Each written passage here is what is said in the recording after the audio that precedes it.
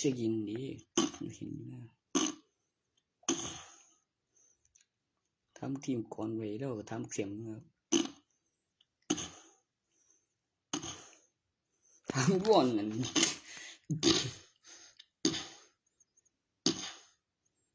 บ่แม่นเมื่อนี้เราทำได้กูตอบเร็ว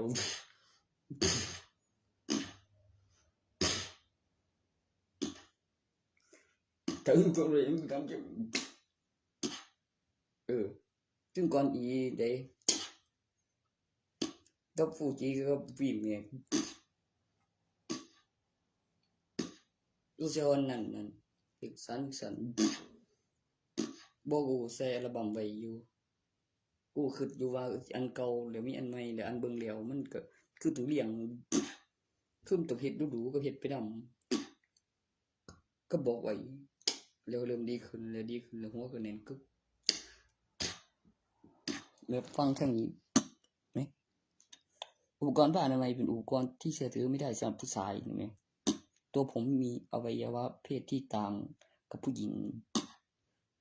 คือเขาบอกเองเขามันไม่เหมือนถุงยางอนามัยมันสารภาพว่าบอกให้ไปเป็นประจำเดือนวันอื่นเห็นไหมพุ่นวีโอผมก็คิดอยู่ผมอยู่บ้านกวนขโมยลูกน้ำมันขโมยครับอีขโมยไม่ซ้อนสองเลยดิต้องเล่นคืนแบบแฟดของแม่เดี๋ยวยังโตวะแม่ก็ไทยปีบุถึงวันที่3วันปี2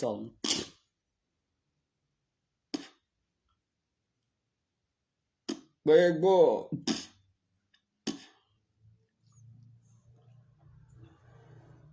หัวปีทั้ง2นี่คือลูกบอกหัวปีบอกเดือน2บ่ครับผมคิดอยู่ตัวพุ่นถูไม่ใช่ของบักหัวปีบักเดือน1ได้คือลูกมัน2มีช่วง8-9มันมีช่วงเข้าดาวไม่ถึงเที่ยงคืนวัน2เที่ยงวันหลังเที่ยงคืนของวันที่1กับอีกตัวทำไมถึงรู้แล้วแ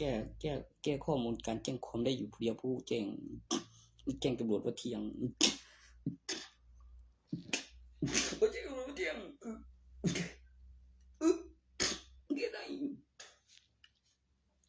วาบออกมีฐานไม่มันก็ว่าเร็วๆแหน่บักเทียมบ่วะห่วยเจ้ากูฟื้นอยู่บ้านเว้ยมีบัตรม.ปลายตัวใหม่หรือเปล่าวะไม่ใช่พอมเตะแล้วกระเด็นกลับบ้านเลยพ่อมันอยากได้เมียใหม่เหมือนตำแหน่งฟันสำรองแกก็ฟันแท้ไม่ผูไม่พังไม่โกนว่าแนวไหนว่าไปกับร้านก็ได้ได้บ่ล่ะครับคือมีห้องเร็วแบบว่าเร็วใบทะเบียนบ้านแล้วมีชื่อมีคนจำได้แล้วอยู่10 ปีนั่นแหละว่าตอนใดไม่พูดอีกอายออกมาคู่พ่อแม่งตายด้วยได้เอาเท่าพยานจำได้ก่อนโตให้แค่แต่งเดี๋ยวสู้ดีก่อนนะก็ว่าพ่ออะไรสมัยส่วนต้นบ่เขาไม่ได้ให้สักอย่างแม่ได้บอกให้ให้จือต่อจากหลักฐานพยานแล้วไม่รู้ต่อจากพยานในงานวิวาห์มักแฟนไม่จือมันก็นั่นแหละมันได้ดีมึงก็ต้องไปแจ้งตำรวจว่ามันได้ดีมันจ้างก็ว่าอะไรผลไม่ได้ด้วยนี่แล้วก็รับสายแล้วจะเท่าไหร่ล่ะครับแล้วจะเท่าไหร่ครับใครว่าน้ำที่ยายเลยจะกิน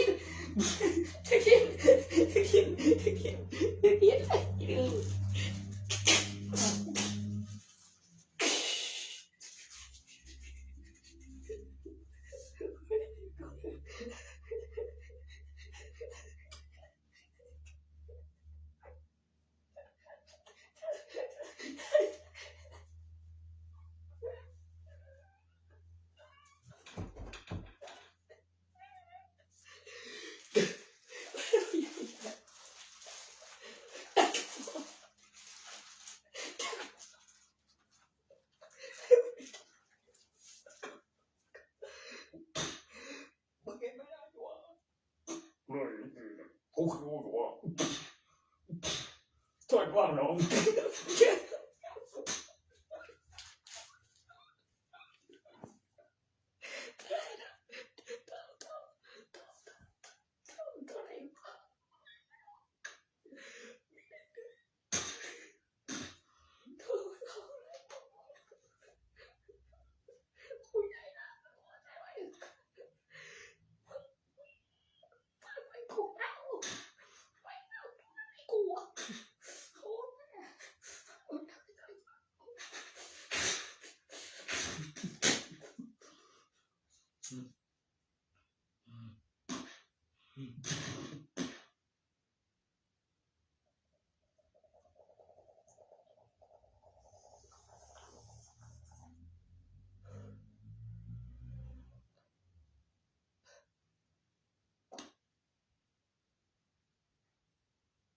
ว่า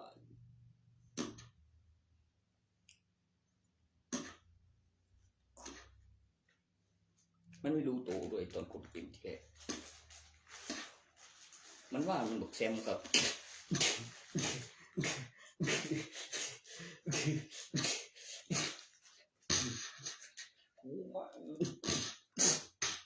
เป็นไรวะ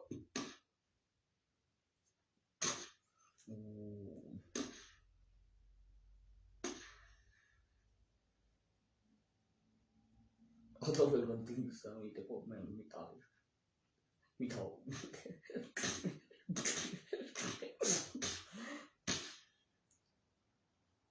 โอ้บูเข้าไหม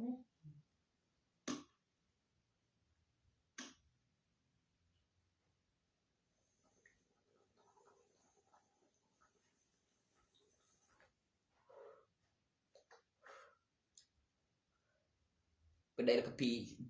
ไม่เชื่อหรอกครับเมื่อกี้ก็น้องเมียวันนี้ก็รู้ก่อนผู้ชายให้เอางานกับพี่ก็ได้ขอเองยังลูกส่วนใหญ่เขากินก่อนผู้สองแน่นอนตำแหน่งเดียวสองบุ้ยข้อมือรอบแรกมันบอกง่ายเป็นผมรอบที่สองตำแหน่งแรก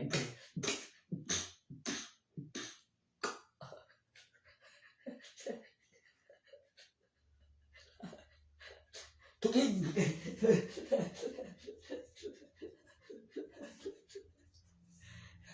ซ้อนอีก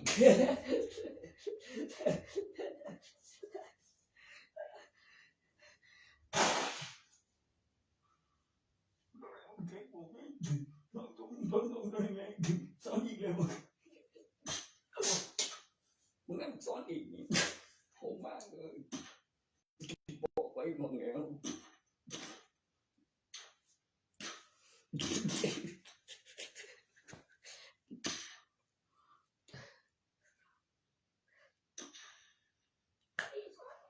ไม่รายงานตัวผมต้องไปดูราคาของแต่ว่ามารายงานถึงจะได้เงินประกันตัวคืนว่าก็มึง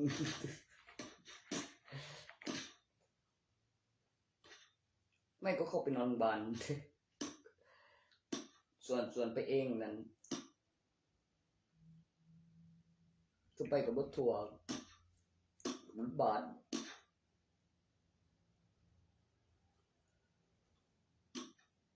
แล้วก็ไปเองส่งเอกสารบำบัดจบที่สำนักงานพุทธโอ้ย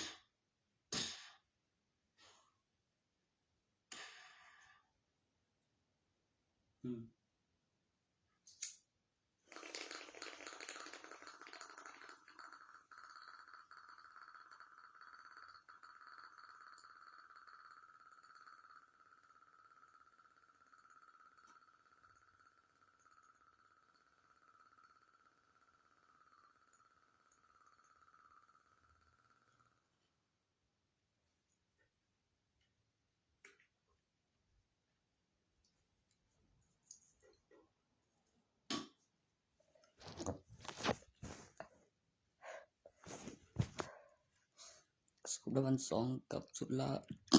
36กระสอบราคาเหมา36กระสอบตั้งร้านก่อน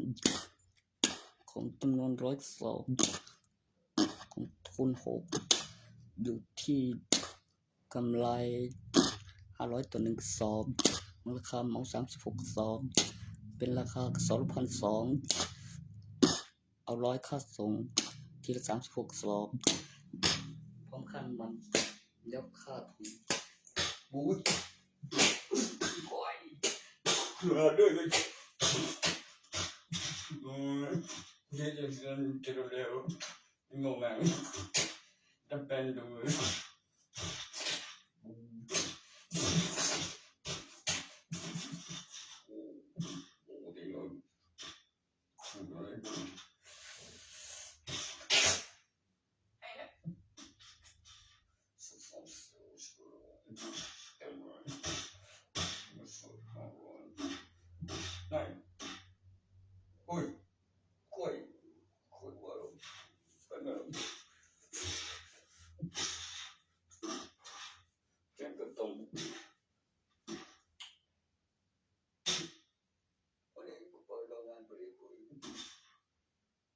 มาตรฐานสมดุลสมบูรณ์แบบเป็นส่วนผสมแล้วบำรุงพืชทางเกษตรกรพร้อมการตั้งราคาฤดูกาลจำนวนนับแบบเป็นปี432เนื้อที่ของ10ขึ้น2ไร่ในจำนวน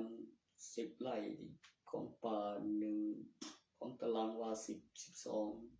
อง1ปีอยู่ที่1ไร่แม่นตีราคาต้องได้ไม่ต่ำกว่า10ใน1ไร่มันราคาปุ๋ยมันนี่นะ 1,200 มันต้องได้ไม่ต่ำกว่า 12,000 มี10ไร่ต้อง 120,000 เหลือลำคือ ขึ้น1 ปี2 ไร่ของเนื้อที่ปลูกเสกอยู่เท่าไหร่วะเดี๋ยวนะคุณดูก่อนสุดท้ายกูบอกที่อื่นไม่บอกงั้นเลยกูอีกแล้วที่อื่นดูเลยมันคนสูงแม่งเลยกูไปปรุงตัวแน่นอนโอ้ยแม่งน้ำหนัก1 สอบอยู่ที่สอบละไม่ต่ำกว่า30กิโลเป็นกิโลปุ๋ยบำรุงพืชทางเกษตรกรหลายชนิดไม่ผลิตยาพิษไม่ผลิตยาฆ่าหญ้า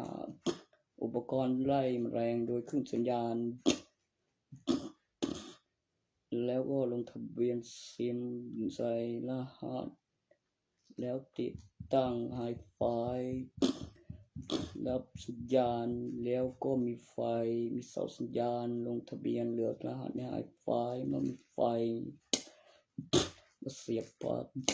ว่ารับสัญญาณระยะกิโลเมตรพร้อมเครื่องไล่แมลงแบบปล่อยคลื่นเป็นอันตรายต่อมนุษย์แล้วก็การคำนวณของคลื่นในคลื่นเช่นแรงดันวิญญาณที่มีแมลงอายุไขไม่นานทำลายรังแล้วก็เป็นตัวที่ทำให้แมลงเข้าใกล้ไม่ได้พร้อมกับคลื่นสัญญาณไฮไฟเป็นคำอธิบายหลักฐานวิดีโอเอาไปไว้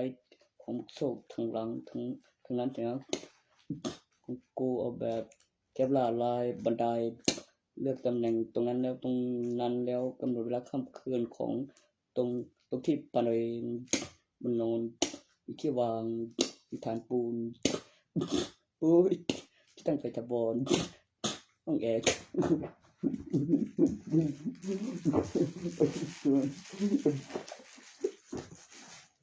พูดนั้นมีหลายที่หลายห้องที่จอดรถที่ตั้งไฟตะบอนคือสัญญาณเข้าถึงตั้งไฮไฟใส่รหัสต้องลงทะเบียนมาก่อน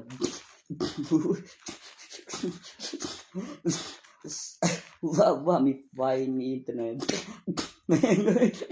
เขาก็ดีที่เทหายก่อนทิ้ง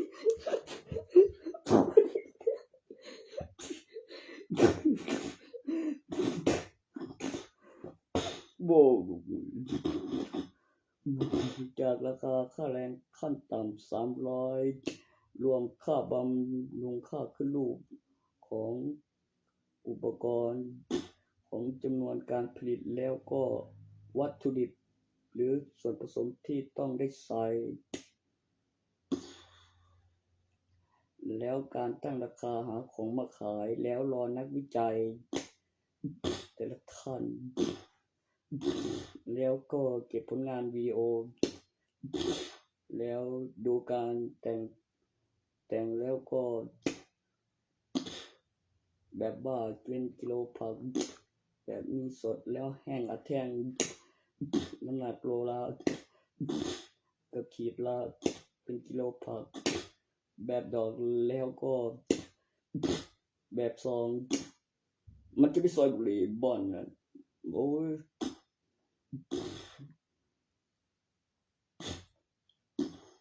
ไม่มันจะทำเหมือนอะไรที่ดูแล้วสบายเหมือนตัวบางวันก็ต้องใช้อะไรสักอย่างเขียนบินกับทำงานตั้งแต่ข่าวกับเช็คอินสถานีว่าการแจ้งความกำหนดเวลาแล้วมีชื่อบัญชีชื่อร้านเปิดเผยแล้วมีกล้องจรหลักฐานเวลาพยานแน่นอนว่าอะไรไปเมื่อมีเครดิตหรือเมื่อมีแสดงของหรือต้องใช้บัตรประชาชนเข้าร่วมแล้วก็ลงแล้วก็ว่าเอาไปแล้วในกล้องจรมีฐานเวลาว่าไปเท่าไหร่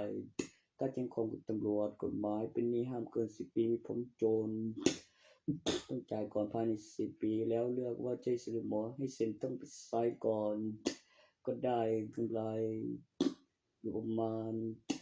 ตรงที่ตั้งร้านก่อน36สอบมาสอบแล้วเจ็บไม่หยุดผลิตเอา100ทด1สอบนับอย่างละมีกำไร 2,200 เป็นราคาเปิดแชมเปี้ยนต้มใบส่วนนักวิจัยที่เกี่ยวกับข้อมูลการผลิตของการปลูกเสกของแผ่นดินแล้วก็ผลผลิตสารอินแล้วก็ส่วนผสมของปุ๋ยในปริมาณที่ไม่ต่ำกว่า30กิโลหรือไปประมาณ40กิโลแล้วก็รวมค่าตั้งราคาเป็นสอบ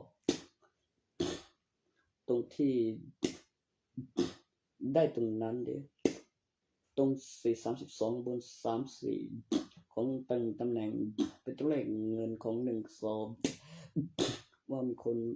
มีเงินไม่ใส่เด้ว่าพอมีคำอธิบายของค่าแรงขั้นต่ำเท่าไหร่นั่น200ปลายที่ละเขาต้องได้เต็มโอ้ยมันได้4เองก็200เหลืออยู่อีกอย่างหนึ่งจะได้เต็มว่าของค่าอุปกรณ์ไม่หยุดผลิตแล้วค่าบำรุงแล้วค่าขึ้นรูปแล้วก็มีอะไรบางอย่างว่าในราคา1,200แล้วมีของมีคือเช้าเที่ยงเย็นบุยโอ้แม่งบุยGanyan ngo din gasomin kapia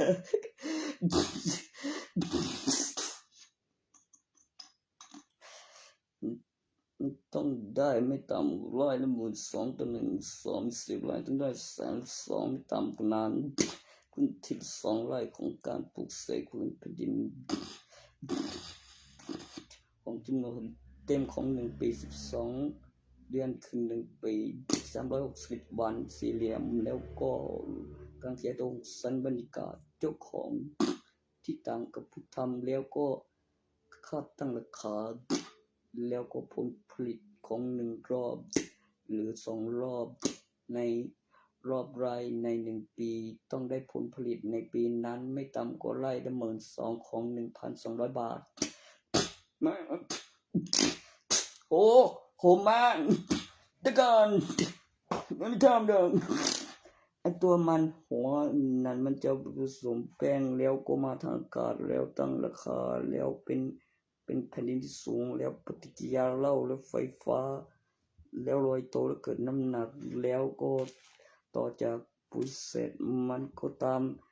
ด้วยหัวขึ้นรูปตั้งราคาตัวที่มีค่าจำการพัฒนาแล้วมาทางอากาศโดยยี่ห้อโฆษณาเซเวียนโรไรเดอร์แม่งดีนมันต้องได้ด้วยมันไปทหารบกหรือไปอะไรไปมาไม่ใช่อะไรทานสั่งการสารวัตรทานอากาศจะอุ้มไว้ใกล้ก่อนกับความเพียงแบบอะไรเจ้าที่ตะเคียนตะเคียนเนี่ยเบียดเราทางอากาศแล้วทาเป็นก็อันไฟฟ้าเขา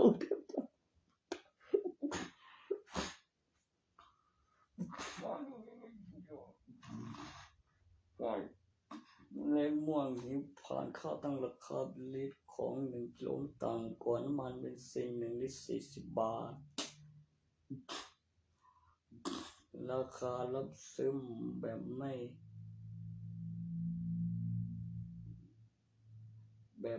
ลดราคาน้ำมันแล้วลดราคาผลผลิตตัวอย่าง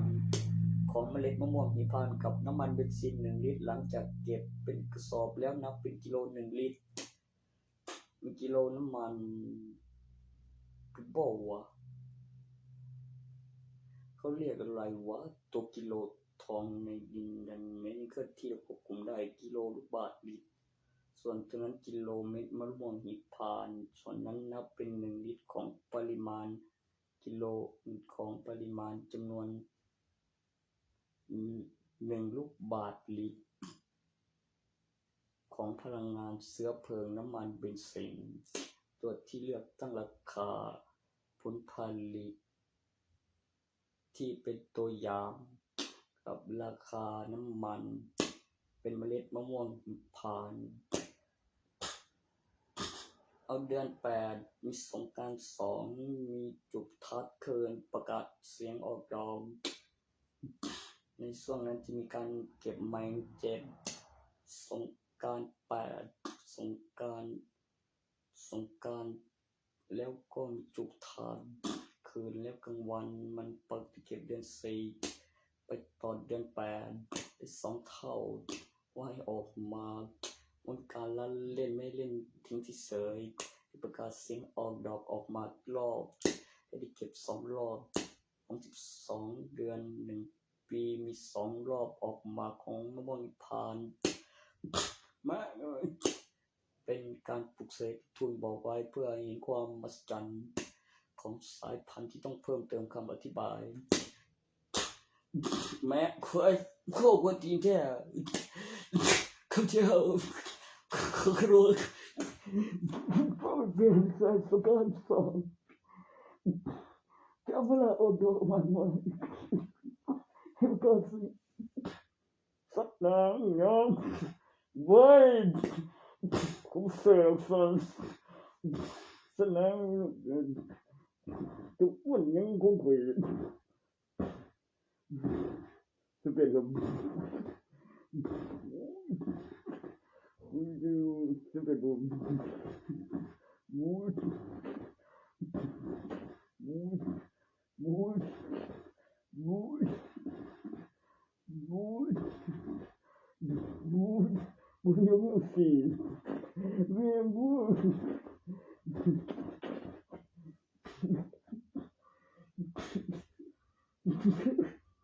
มูดสติยังส่วนสติยังส่วนสติยังส่วน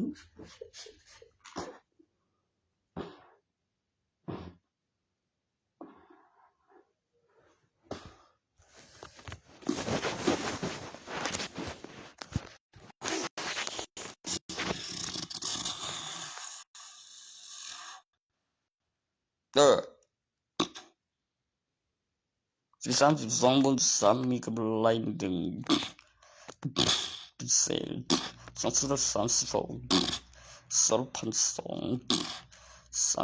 36ของจำนวนหมอง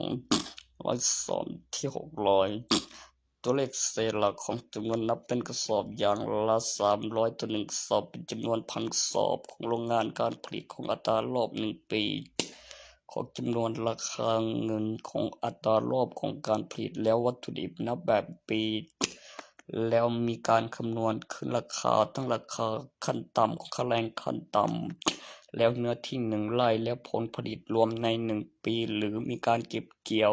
ในรอบตอน1กระสอบของยี่ห้อแซมเปียนที่32บน3มีกำไร1ได้ทีละ2เท่าของจำนวน1ปีต้องสตาร์ทก่อนสักปีเพื่อให้แผ่นดินให้ผลผลิตทีละ2เท่าในปีมีกลางวันและกลางคืนแล้วก็มีข้าวแล้วเกี่ยวต่อเตรียมสอบก็ใกล้รถเกี่ยวแล้วเสียเงินเสียของนับกระสอบมีคนฝันว่าแล้วตอนเช้าได้แท้แล้วรอการเจริญเติบโตแล้วปงแล้วเกี่ยวใหม่กำหนดเวลาเลี้ยงฤดูกาล1วันการปลูกเสกทางอากาศปฏิกิริยา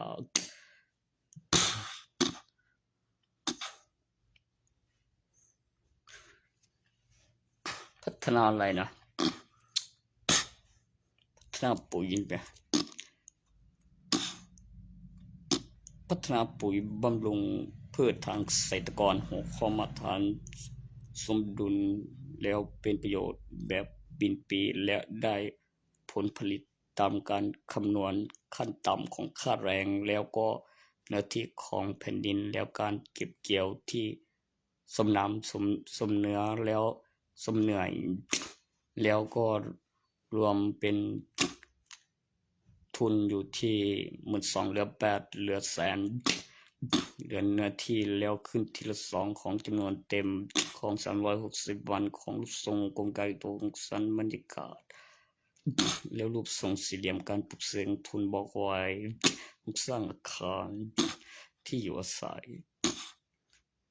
ของจำนวน1ไร่ออกข้าง5ขึ้นทีละไร่ของจำนวน5เป็น6เป็น7ต่อ1ปี